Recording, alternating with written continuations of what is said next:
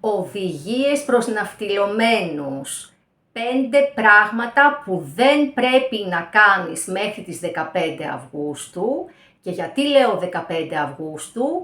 Γιατί η ολική έκλειψη ηλίου γίνεται στις 12 Αυγούστου, αλλά η έντονη, φορτισμένη ενεργειακά επίδρασή της κρατάει 3 μέρες πριν και 3 μέρες μετά. Σήμερα που κάνω αυτό το βίντεο είναι Κυριακή 9 Αυγούστου, άρα έχουμε 3 μέρες μέχρι τις 12, συν άλλες 3 και πάει 15 Αυγούστου. Μείνε μαζί μου μέχρι το τέλος αυτού του βίντεο, γιατί θα μιλήσω και για το κάθε ζώδιο και οροσκόπο ξεχωριστά και βέβαια θα δείτε και τη σελήνη σας, έτσι, γιατί πρόκειται για μια νέα σελήνη μαζί με την ολική έκλειψη ηλίου. Λοιπόν, είμαι η Αριάννα Παπακώστα, σε καλωσορίζω στο αστρολογικό αλχημιστικό μου κανάλι. Οι εκπομπές μου γίνονται κάθε Πέμπτη. Σήμερα όμως, επειδή δεν πρόλαβα την Πέμπτη να κάνω βίντεο, το κάνω εκτάκτος σήμερα Κυριακή. Λοιπόν, καταρχήν θέλω να ξεκινήσω με το ότι βρισκόμαστε στην περίοδο του λιονταριού, ντάλα καλοκαίρι.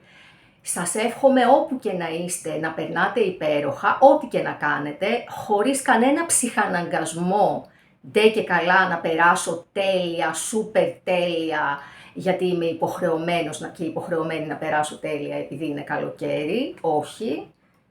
Πάρε το χρόνο σου, πάρε το χώρο σου και κάνε αυτό που σε ευχαριστεί εσένα να κάνεις όπου και να είσαι. Λοιπόν, θέλω να ξεκινήσω από το ότι ο ήλιος, ο Δίας, ο Ερμής αύριο 10 Αυγούστου μπαίνει και αυτό στο Λέοντα. Ήλιος, Δίας, Ερμής, νότιος δεσμός στο Λέοντα και τη μέρα φυσικά της έκλειψης θα πάει και η σελήνη στο Λέοντα. Όλα είναι στο Λέοντα, όλα είναι στη φωτιά, στο κέντρο του ήλιου και θέλω να πω, πριν περάσω στα 5 πράγματα που δεν πρέπει να κάνεις αυτή την περίοδο, θέλω να πω κάτι για την χθεσινή μέρα, για τις 8 Οκτώου, που συλλογικά θεωρείται αριθμολογικά η πύλη των λιονταριών. Η προσωπική μου άποψη είναι ότι η πύλη των λιονταριών και κατοικία Ωμέγα έχουμε από τις 22-23 Ιουλίου, από τη στιγμή δηλαδή που ο ήλιος μπαίνει στο Λέοντα μέχρι και 22 Αυγούστου, αυτό τον μήνα, τον ηλιακό που ο ήλιος βρίσκεται στο ζώδιο του Λέοντα, όλος αυτός ο μήνας λοιπόν, από 22 Ιουλίου έως 22 Αυγούστου, είναι ολόκληρος αυτός ο μήνας μια πύλη, άρα είμαστε μέσα στην πύλη του φωτός. Χθες λοιπόν έγραψα ένα κείμενο που μπορείτε να το βρείτε εδώ στις αναρτήσεις μου, στο κανάλι μου στο YouTube, αλλά μπορείτε να το βρείτε και στο Facebook και στο blog μου. Έγραψα λοιπόν ότι τα λιοντάρια, σαν σύμβολο, το σύμβολο των λιονταριών, πριν περάσει στον ήλιο και στον Απόλλωνα, που ο Απόλλωνας και ο ήλιος είναι το σύμβολο του φωτός και ταυτίζονται στις παραδόσεις, πριν έχουν λοιπόν τα λιοντάρια την κατοικία τους εκεί, είχαν την κατοικία τους στη θεά Ρέα. Και επίσης το μαντίο των Δελφών, του Απόλλωνος, πριν δοθεί στον Απόλλωνα, ανήκε στη Γαία, στη Θέμιδα. Γαία, Ρέα, Κιβέλη είναι, ας το πούμε, η ίδια ιεραρχία. Μετά δόθηκε στη Θέμιδα, δικαιοσύνη, και μετά στη Φίβη και πολύ μετά παραδόθηκε στον Απόλλωνα. Αυτά φυσικά τα κάνανε οι άνθρωποι, τα ιερατεία, όταν αρχίσανε να αλλάζουν τις εξουσίες, τις πολιτικές και τις θρησκευτικές. Δεν θα πω παραπάνω σε αυτό, θέλω όμως να πω για τη ροή που συμβολίζει η θεά Ρέα, γιατί οτιδήποτε υπάρχει στη μυθολογία είναι κωδικοποιημένο και με την ελληνική γλώσσα, αλλά και με την τοποθέτηση της ιστορίας στη μυθολογική. Η Ρέα λοιπόν, που τη βλέπουμε να σέρνουν το άρμα της λιοντάρια και να στέκονται στα πόδια της τα λιοντάρια, για ποιο λόγο είχε λιοντάρια να τη συνοδεύουν και να την προστατεύουν και να την φυλάνε. Την ώρα που έγραφα αυτό το κείμενο χθες, μου ήρθε ξεκάθαρα στο μυαλό ότι το πρώτο πράγμα που πρέπει να προστατευτεί είναι η ροή. Η θεά Ρέα συμβολίζει τη ροή. Αυτό που ρέει χωρίς αντίσταση. Έτσι λοιπόν οι μύστες που βάλανε τα λιοντάρια να φυλάνε τη Ρέα, μας λένε ότι πριν από το φως χρειάζεται να επιτραπεί η ροή. Γιατί τι να το κάνεις και το φως αν δεν ρέουν τα πράγματα. Γι' αυτό βάλαν τα λιοντάρια στη Ρέα και ο λόγος που ξεκινώ το βίντεο αυτό λέγοντας για τη ροή είναι ότι αυτή την περίοδο που έχουν αλλάξει ζώδια οι δεσμοί της σελήνης και αυτή τη στιγμή ο βόρειος δεσμός είναι στον υδροχόο εδώ και από τις 26 Ιουλίου και θα μείνει όλο το μήνα στην 29η μοίρα του υδροχόου και ο υδροχόος είναι ξεκάθαρα το ζώδιο της ροής καθώς ο υδροχόος εκπροσωπεί τον παρατηρητή εντός μας, τη θεία αποστασιοποίηση. Αυτό είναι που χρειαζόμαστε όσο τίποτα άλλο, ειδικά αυτή την περίοδο, αυτόν τον Αύγουστο, που είναι ένας Αύγουστος πάρα πολύ παθιασμένος, με πολλά γεγονότα στο εγκόσμιο και με πολλά γεωλογικά γεγονότα που ίσως εμφανιστούν μέχρι και 20-23 Αυγούστου, αλλά παίζει και ο Σεπτέμβριος, αυτά θα τα πω αναλυτικά στο επόμενο ίσως βίντεο ή στο μεθεπόμενο. Αυτή τη στιγμή, σε σχέση με τα λιοντάρια που αυτή είναι ουσιαστικά η μέγιστη πύλη για τον άνθρωπο, το να καταλαβαίνεις πότε ρέει κάτι και πότε υπάρχει αντίσταση σε αυτό. Η μέγιστη έκφραση της ροής στη ζωή μας είναι να αφήνω να έρχεται αυτό που έρχεται και να φεύγει αυτό που φεύγει. Να μην προσκολούμε, κάτι αλλάζει, κάτι δεν πάει καλά, κάτι έχει δυσκολία. Σημαίνει ότι φεύγει, ότι πρέπει να το αφήσω να φύγει, να το αλλάξω. Από την άλλη κάτι έρχεται εύκολα στη ζωή μου. Ας το δω, ας το καλοδεχτώ, με διάκριση. Η ροή λοιπόν σε αυτή τη φάση και βεβαίως σε ό,τι χρειάζεται να προσέξουμε όλη αυτή την περίοδο που στην πραγματικότητα δεν είναι μόνο μέχρι το 15 Αύγουστο, είναι όλο τον Αύγουστο. Γιατί η ροή και ο παρατηρητής μας φέρνουν στο κέντρο μας. Και ο βόρειος δεσμός στον υδροχόο, στην 29η μοίρα του υδροχόου, που θα μείνει εκεί στην 29η μοίρα όλο τον Αύγουστο και όλο το Σεπτέμβριο, μέχρι και αρχές Οκτωβρίου, 2,5 μήνες περίπου, 2 μήνες και 1 εβδομάδα. Γιατί θα μείνει τόσο πολύ σε αυτή τη μοίρα? Αυτή η μοίρα έχει να κάνει με τις μεγάλες αλλαγές. Αυτή η μοίρα έχει να κάνει με μαζική έξοδο ψυχών. Μη σας τρομάζει αυτό. Αυτό είναι και συμβολικό, ότι αλλάζει η ρότα, αλλάζει η ζωή μας, αλλάζει ο τρόπος που αντιμετωπίζουμε τα πάντα. Και ταυτόχρονα η 29η μοίρα του υδροχόου, που είναι εκεί ο βόρειος δεσμός, στα Sabian Symbols είναι η χρυσαλίδα που γίνεται πεταλούδα. Μιλάει πάλι για ένα τέλος και για μία νέα αρχή. Αυτό δεν γίνεται πάντα με τον εύκολο τρόπο. Υπάρχει πολύ μεγάλη αντίσταση, βρισκόμαστε σε περίοδο Λέοντα, ο Λέων είναι ένα σταθερό ζώδιο, τα σταθερά ζώδια δεν επιτρέπουν εύκολα τις αλλαγές. Ο Λέων έχει να κάνει με την αρχηγία, φυσικά, είναι ο ηγέτης, είναι ο βασιλιάς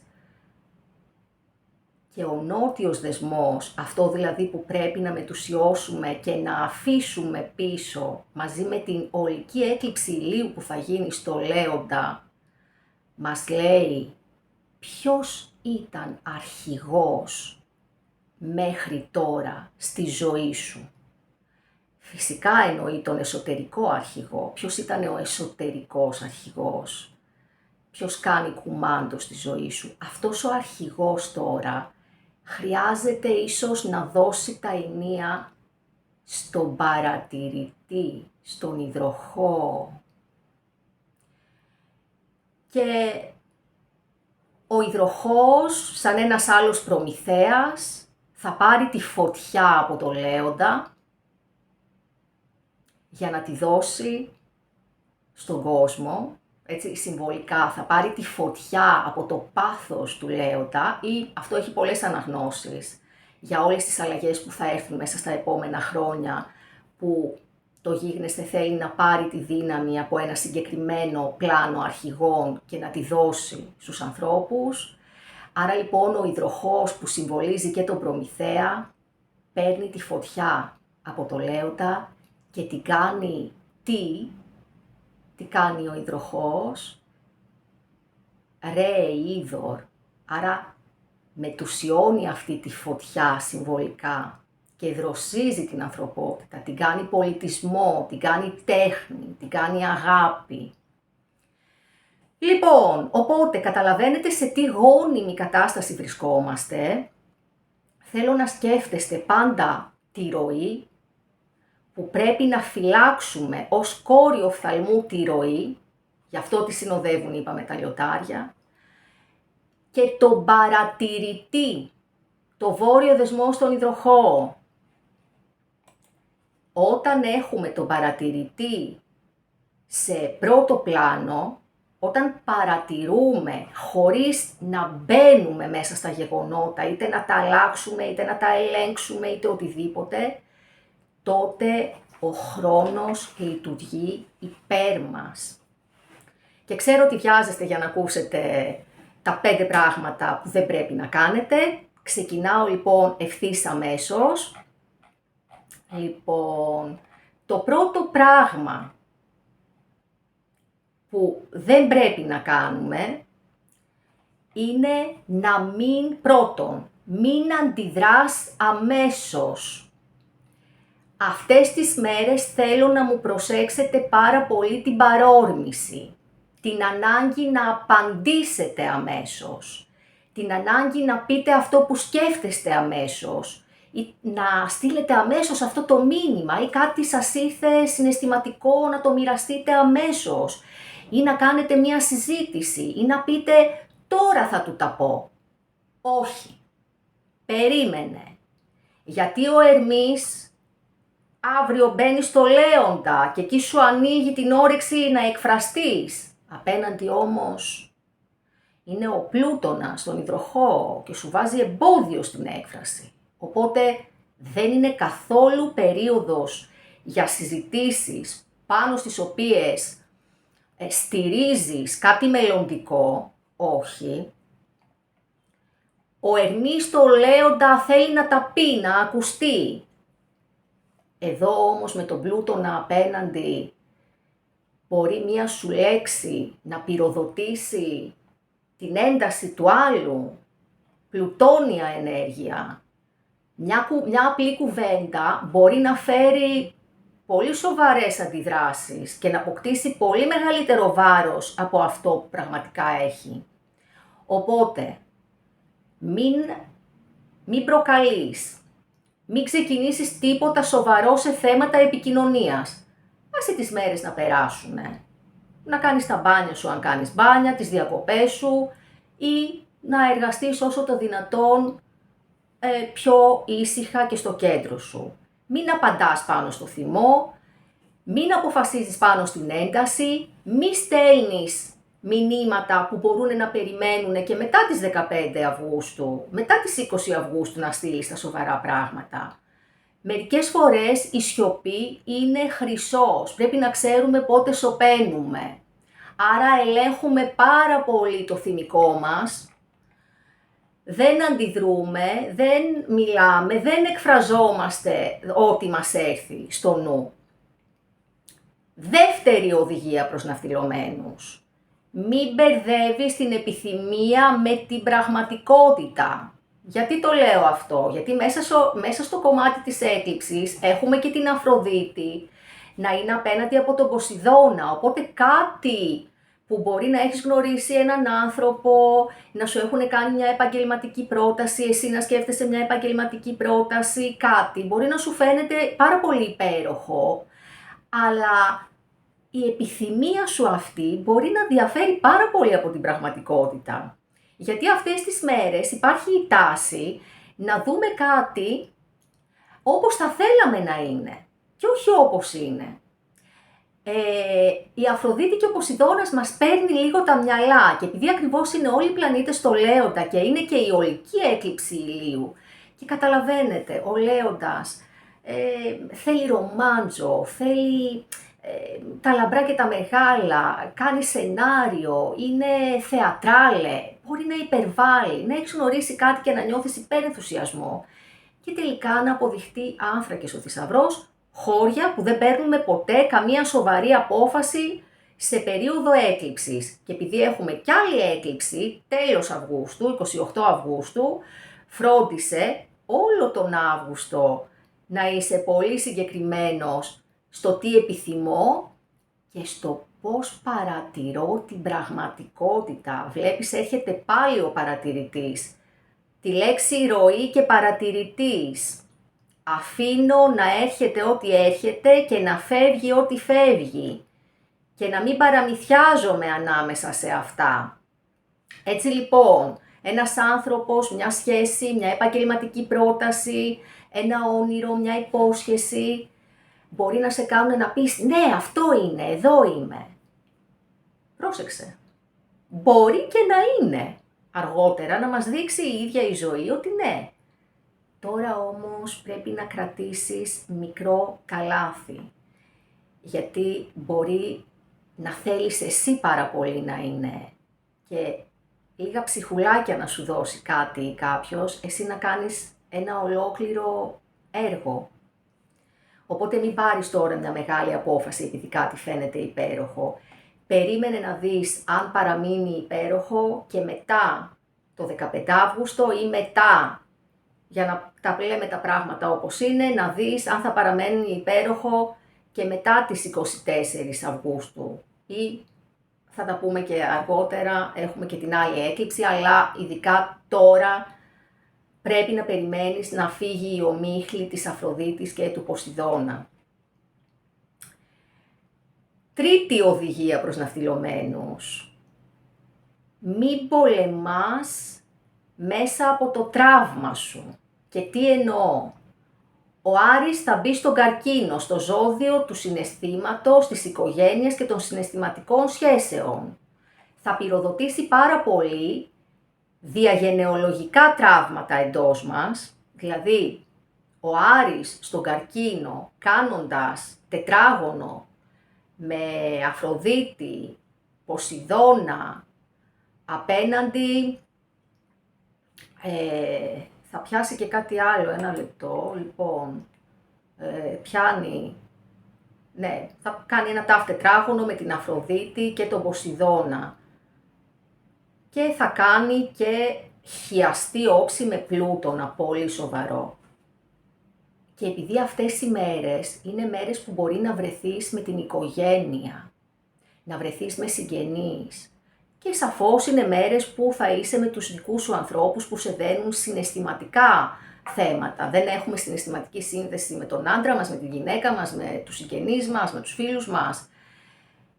Μην πολεμάς μέσα από το τραύμα, γιατί ο Άρης εκεί, αυτή την περίοδο, θα το ανοίξει αυτό το τραύμα και μπορεί κάποιος να σου πει μία κουβεντούλα, η μάνα σου, ο μπαμπάς σου, η γυναίκα σου, ο άντρας σου, κάτι να σου πούνε και εσύ αυτό να το δεις τεράστιο, γιατί απλά έχει κινητοποιήσει το παλιό σου παιδικό τραύμα. Αυτό κάνει ο Άρης στον καρκίνο. Έτσι λοιπόν μπορεί να θυμώσεις, γιατί δεν έχεις θυμώσει για το τωρινό μικρό γεγονός. Αλλά αυτό το τωρινό μικρό γεγονός, αυτή η φράση που μπορεί να σου πει κάποιος, μπορεί να κινητοποιήσει την παλιά αρχαία πληγή που έχεις. Γι' αυτό πριν αντιδράσεις, σκέψου, τι πραγματικά με πείραξε, αυτό που υπόθηκε, ή ήμουνα εγώ πολύ φορτισμένη, φορτισμένος, ή είμαι φορτισμένη και φορτισμένος αυτή την περίοδο και αντιδρώ έτσι.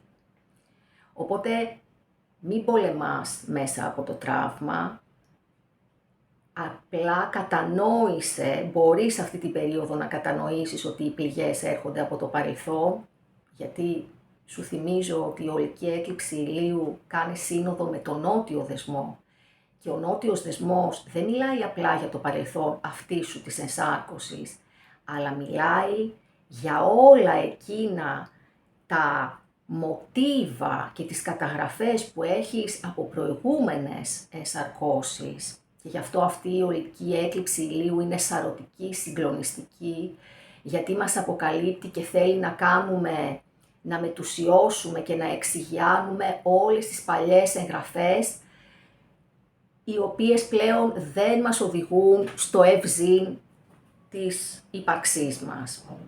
Τέταρτη οδηγία προς ναυτιλωμένους.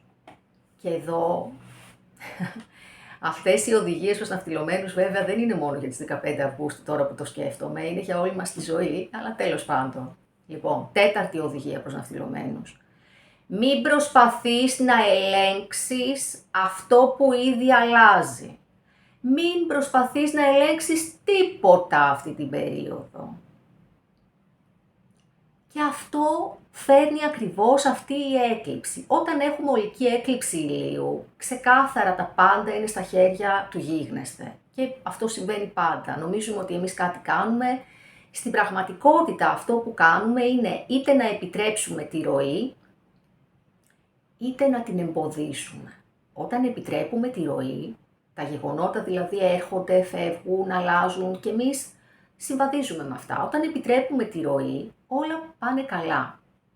Όταν όμως πάμε εμείς να διορθώσουμε κάτι, ενώ η ροή μας λέει κάτι άλλο, τότε τα πράγματα αρχίζουν και δυσκολεύουν πολύ. Και η ροή μπορεί να δείχνει π.χ. ότι οι τόσες πολλές δυσκολίες που έχεις στην εργασία σου, το τόσο δυσβάσταχτο περιβάλλον το εργασιακό, ο τρόπος που σου φέρονται εκεί δεν τον αντέχεις, η ροή σου δείχνει ότι ήρθε η ώρα να αλλάξεις εργασία, αλλά εσύ στέκεσαι ακόμα εκεί, σε αυτή τη ροή. Δηλαδή δεν πιάνεις τα μηνύματα ότι η ροή εκεί κολλάει, δεν υπάρχει ροή εκεί, δεν ρέει το πράγμα.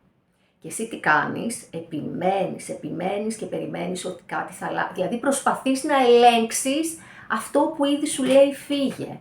Είπαμε, δεν θα κάνεις τώρα τις σοβαρές αλλαγές, θα περιμένεις το Σεπτέμβριο, αλλά μέσα σε αυτόν τον Αύγουστο πρέπει να γνωρίζεις, να έχεις καταλάβει τι σου δείχνει η ροή. Έτσι λοιπόν η τέταρτη οδηγία προς ναυτιλωμένους είναι μην προσπαθείς να ελέγξεις αυτό που ήδη αλλάζει.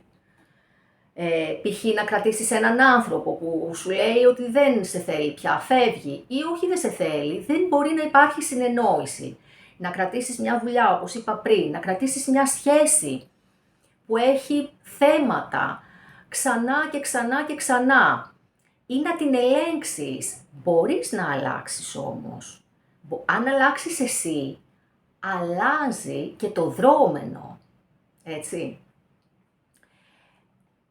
Γενικότερα δεν μπορείς να κρατήσεις με το ζόρι κάτι που αλλάζει και αυτό έγκυται και στον ίδιο σου τον εαυτό. Βλέπεις ότι μία συμπεριφορά σου προκαλεί προβλήματα και σε σένα και στους άλλους. Γιατί επιμένεις να την ξανακάνεις και να την ξανακάνεις, ενώ βλέπεις ότι κάτι θέλει να αλλάξει στη ζωή σου και γι' αυτό οι άλλοι αντιδρούν απέναντί σου. Π.χ. ένα παράδειγμα. Μην προσπαθείς να ελέγξεις και τι σημαίνει προσπαθώ να ελέγξω, προσπαθώ να τα κάνω με το δικό μου τρόπο, με αυτό τον τρόπο που νομίζω ότι είναι ο καλύτερος και δεν θέλω να αλλάξω τίποτα, οπότε κάθομαι στατικά και προσπαθώ να ελέγχω. Όχι. Αυτή η έκλειψη μας λέει ότι δεν μπορούμε να ελέγξουμε τίποτα παρά μόνο τον ίδιο μας τον εαυτό και ούτε καν αυτόν, αλλά σίγουρα το να μπορούμε να βρισκόμαστε στη ροή και να έχουμε τον παρατηρητή στις επάλξεις. Πέμπτη οδηγία. Η πέμπτη οδηγία είναι το να αποφεύγεις, να ρωτάς τον εαυτό σου, το να αποφεύγεις, να δεις τι μηνύματα σου φέρνει αυτή η περίοδος. Δηλαδή αυτό που δεν πρέπει να κάνεις, η πέμπτη οδηγία προς ναυτιλωμένους είναι ότι δεν πρέπει να συνεχίσεις να είσαι στο σκοτάδι, ενώ αυτή η ολική ηλιακή έκλειψη θα χαμηλώσει το φως για να δεις ξεκάθαρα με τα εσωτερικά σου μάτια και να φωτίσεις το τι συμβαίνει εντός σου. Δεν πρέπει να συνεχίσεις να λες στον εαυτό σου ότι όλα καλώς καμωμένα. Ή το αντίθετο, δεν πρέπει να συνεχίσεις να λες στον εαυτό σου ότι κάτι δεν προχωράει γιατί είναι μάταιο να προχωρήσει, ενώ στην ουσία προχωράει και εσύ δεν το βλέπεις. Η πέμπτη οδηγία προς ναυτιλωμένους είναι ότι χρειάζεται να φωτίσεις το τι συμβαίνει στην καρδιά σου, το τι συμβαίνει μέσα σου και ποιο είναι εκείνο το σκότος που πέφτει και σε κάνει να ζεις συνεχόμενα ένα δράμα. Η ερώτηση που χρειάζεται να θέσεις είναι: ζω μία πραγματικότητα σαν να είμαι ζωντανός? Ταρανταντάν. Ή αντιθέτως φυτοζώ? Γιατί αυτή η ολική έκλειψη ηλίου που γίνεται στο Λέοντα, στην 20η μοίρα, η 20η μοίρα είναι η τελετή στον ήλιο και ο ήλιος είναι ο πυρήνας, είναι η ύπαρξή μας, χάρη στον ήλιο ζούμε. Αυτή η έκλειψη σου λέει ζω, μας λέει όλους να ρωτήσουμε: η ζωή που κάνω μου αρέσει, η καθημερινότητά μου αρέσει? Ξυπνάω, σηκώνομαι, πάω στη δουλειά μου, συναντώ τον άντρα μου, τον φίλο μου, τη μάνα μου, τον πατέρα μου, μου αρέσει? Και αν δεν συναντήσω και κανέναν, εγώ μέσα μου νιώθω καλά, ο εσωτερικός μου ήλιος λάμπει, ή μήπως ο εσωτερικός μου ήλιος είναι σε μια μόνιμη έκλειψη? Και τώρα, οδηγίες προς ναυτιλωμένους για τα 12 ζώδια. Κρυός.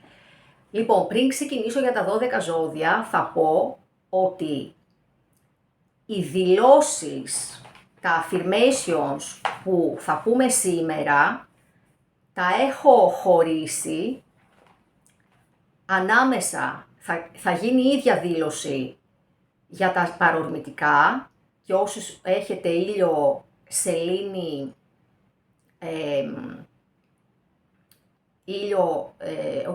ήλιο και οροσκόπο στα παρορμητικά και όσοι θέλετε και σελήνη. Επίσης, η ίδια δήλωση θα γίνει για όσους έχουν ήλιο, οροσκόπο και σελήνη στα σταθερά και η ίδια δήλωση θα γίνει για αυτούς που έχουν στα μεταβλητά. Οπότε, ξεκινάω με τον κρυό. Τι δεν πρέπει να κάνεις, κρυέ, και οροσκόπε κρυέ. Δεν χρειάζεται να αποδείξεις σε κανέναν ότι είσαι δυνατός. Δεν χρειάζεται να κάνεις επίδειξη δύναμης. Δεν χρειάζεται να μπεις σε μία ερωτική σχέση με τα μπούνια χωρίς πρώτα να έχεις τσεκάρει την πραγματικότητα. Χρειάζεται να επιλέξεις με σοφία τη δράση σου, τις μάχες σου, τον έρωτά σου. Οπότε, η δήλωση για σένα, κρυέ οροσκόπε κρυέ, και σελήνη στο κρυό, είναι: παρατηρώ τα γεγονότα και επιλέγω με σοφία τη δράση μου. Και περνάμε στον Ταύρο και οροσκόπο Ταύρο.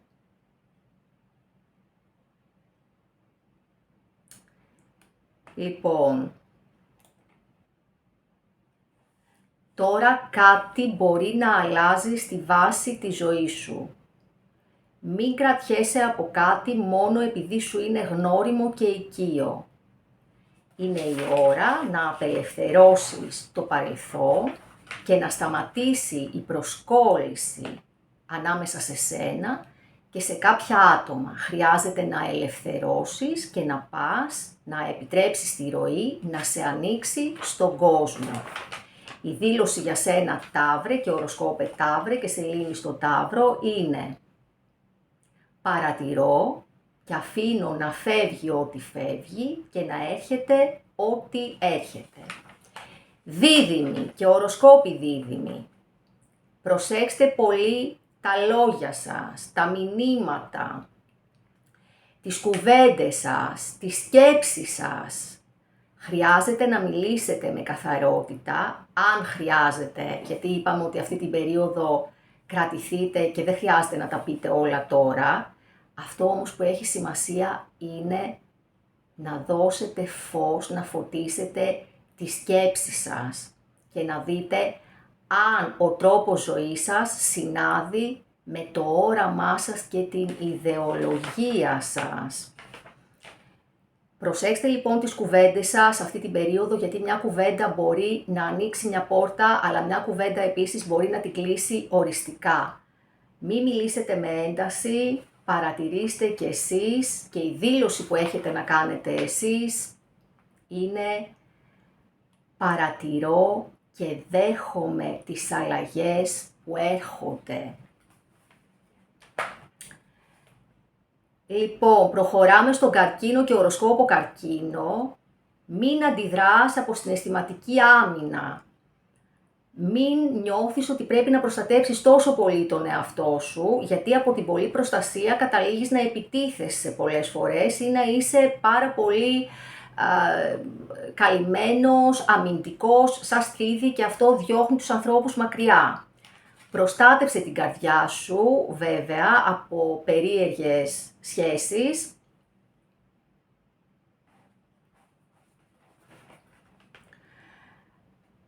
Αλλά μην γίνεσαι, μη φοβάσαι να ανοίξεις στη ζωή. Η δήλωση για σένα Καρκίνε είναι: παρατηρώ τα γεγονότα και επιλέγω με σοφία τη δράση μου. Λέων και οροσκόπε Λέων, εσύ βρίσκεσαι στο επίκεντρο αυτής της έκλειψης. Γενικώς Ταύροι, Λέοντες, Σκορπιοί και Υδροχόοι, η δήλωση που πρέπει να κάνετε είναι: παρατηρώ και αφήνω να φεύγει ό,τι φεύγει και να έρχεται ό,τι έρχεται. Τα σταθερά ζώδια, ήλιο, οροσκόποι, σελήνες, είσαστε σε μια φάση που όλο το παλιό αλλάζει, το παλιό οικοδόμημα, και θέλει να έρθει το καινούριο. Μείνετε στη ροή και παρατηρήστε τι είναι αυτό που δεν τσουλάει, που δεν κυλάει. Έτσι. Επίσης, ο Λέοντας, εσύ Λέοντα που η έκλειψη γίνεται επάνω σου, σου λέει: δες ποιος είσαι, χωρίς να χρειάζεται να αποδείξεις το παραμικρό. Ποιος είσαι. Να αφήσεις την ίδια σου την άβρα, την ίδια σου την ύπαρξη να μιλήσει, χωρίς να προσπαθείς να τραβήξεις την προσοχή, χωρίς να προσπαθείς να κερδίσεις το χειροκρότημα. Ποιος είσαι. Τι θέλεις να πεις μέσα από την καρδιά σου. Τη δήλωση την είπα και πριν, θα την ξαναπώ, παρατηρώ και αφήνω να φεύγει ό,τι φεύγει και να έρχεται ό,τι έρχεται. Πιστεύω ότι ίσως τελικά αυτή η δήλωση είναι καλή για όλα τα ζώδια να γίνει και να μας γίνει έτσι σαν μότο αυτό το στοιχείο, γιατί είναι ξεκάθαρα η δήλωση της ροής. Παρθένη και οροσκόπη Παρθένη. Μείνετε στην παρατήρηση, κάτι χρειάζεται να αλλάξετε, είναι σίγουρο, αλλά για την ώρα μην προσπαθήσετε να διορθώσετε τίποτα, μην προσπαθήσετε να διορθώσετε τους άλλους, δεν χρειάζεται κάθε κατάσταση να λυθεί τώρα, κάποια πράγματα πρέπει πρώτα να τα βιώσετε στο πετσί σας, στο υποσυνείδητό σας, μέσα σας. Παρθένος, παρατήρησε πριν μιλήσεις, παρατήρησε πριν επέμβεις. Άκου καλά τι νιώθει η ψυχή σου σε κάθε δεδομένη κατάσταση. Οπότε η δήλωση για την Παρθένο,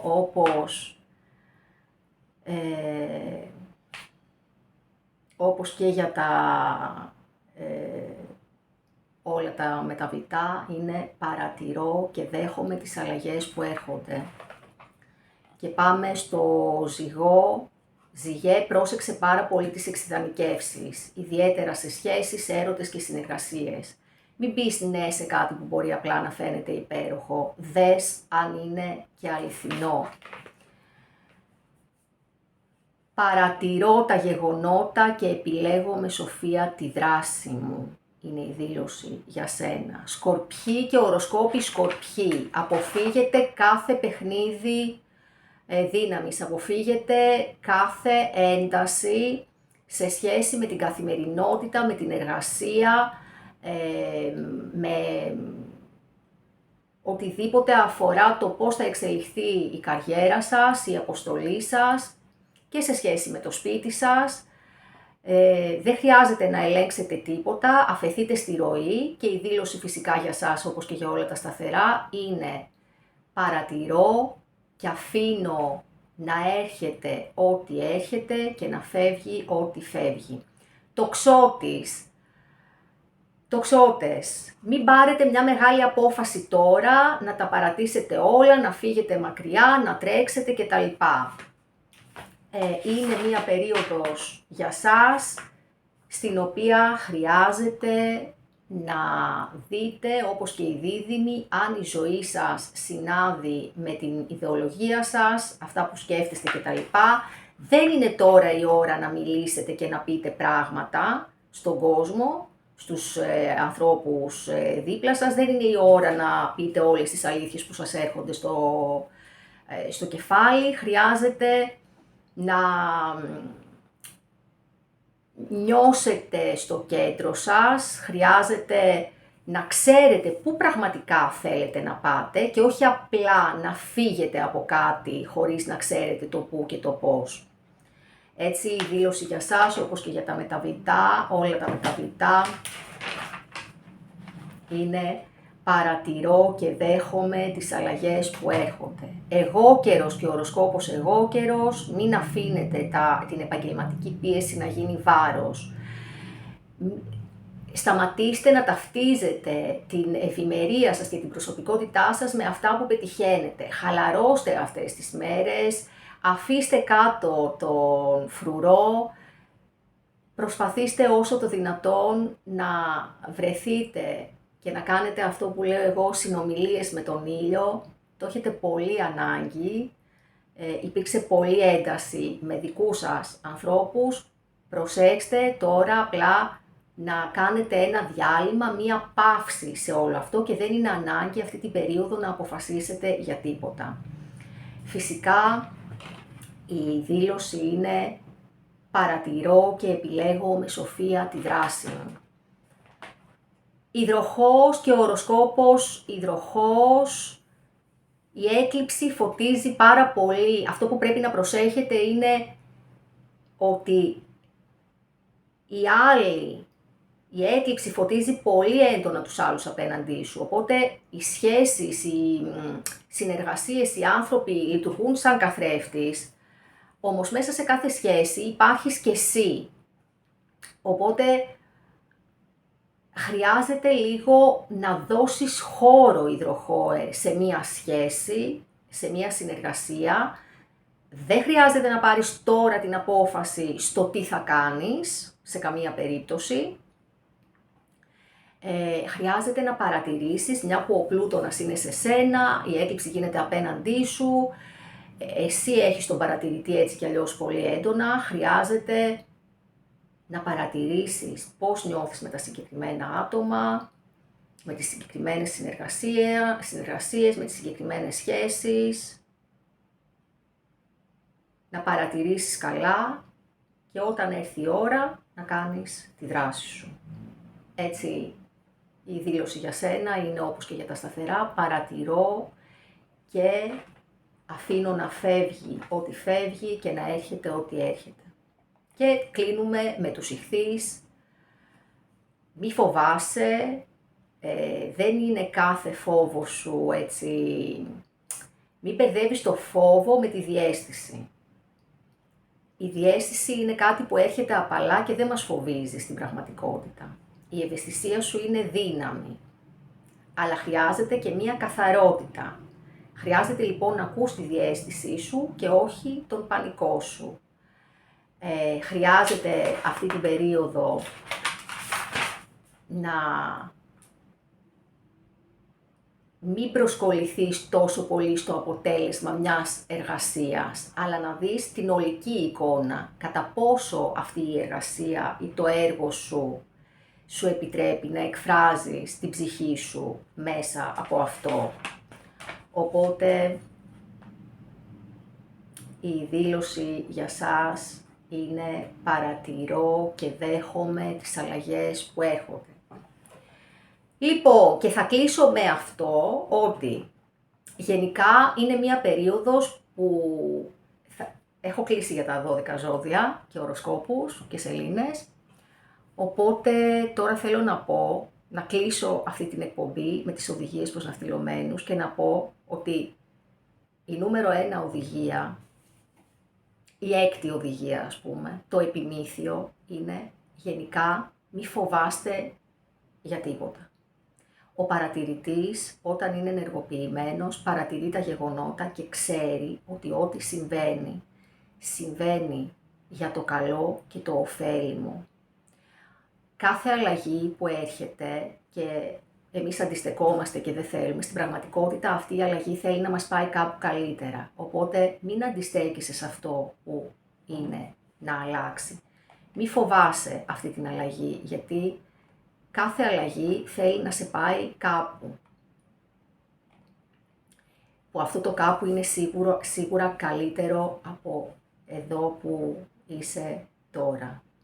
Οπότε μπες μέσα στον παρατηρητή, δες πού σε πάει η ροή, η ευκολία, τι έρχεται, τι φεύγει, τι μένει, τι ζητάει να αλλάξει. Τα πάντα αυτή την περίοδο κινούνται, έτσι. Όλα κινούνται με μία... Και μπορεί και οι μέρες να είναι βαριές, δεν λέω ότι είναι εύκολες. Είπαμε, αυτές οι μέρες περιλαμβάνουν και γεωλογικά έτσι, φαινόμενα κτλ.